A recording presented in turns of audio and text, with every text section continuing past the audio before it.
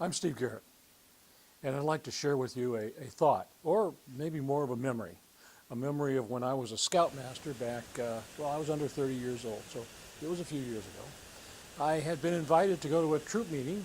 The young men across the street were involved in the Boy Scout troop, and they knew that I had some interest in Boy Scouts, so I went to the troop meeting. Before the end of the night, I was the Scoutmaster.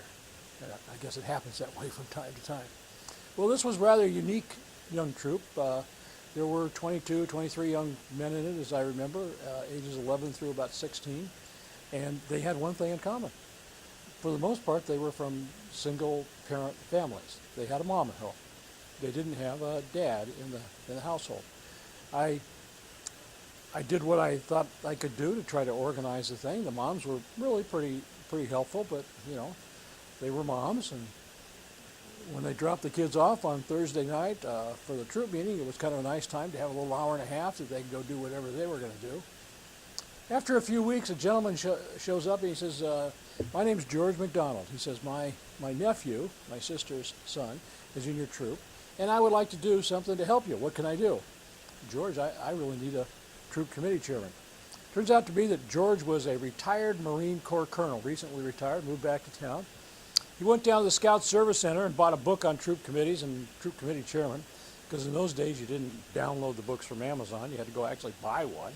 And he read the book, and pretty soon he's back the next Thursday night, and he's got a clipboard in hand. As the moms drove in to drop off the young man, he would approach the car and say, "Hi, I'm George McDonald. I'm the troop committee chairman.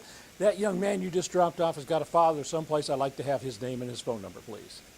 And George was on the phone talking to these guys and said, you know, this is a separated, father-friendly environment.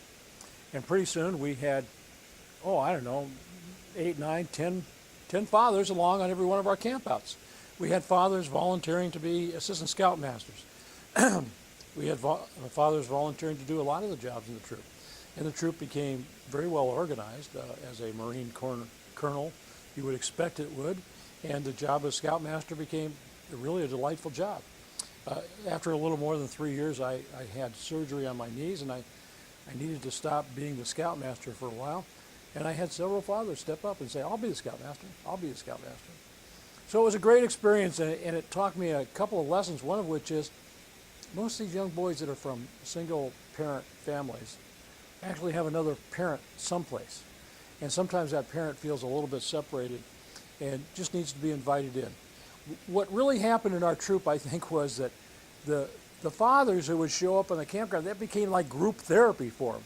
And they could sit around, talk, and commiserate with each other and get involved with their kids.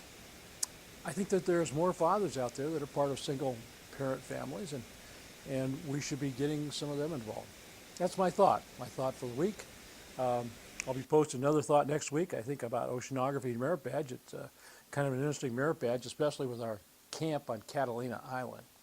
So subscribe, and you'll be notified what comes next. Thank you.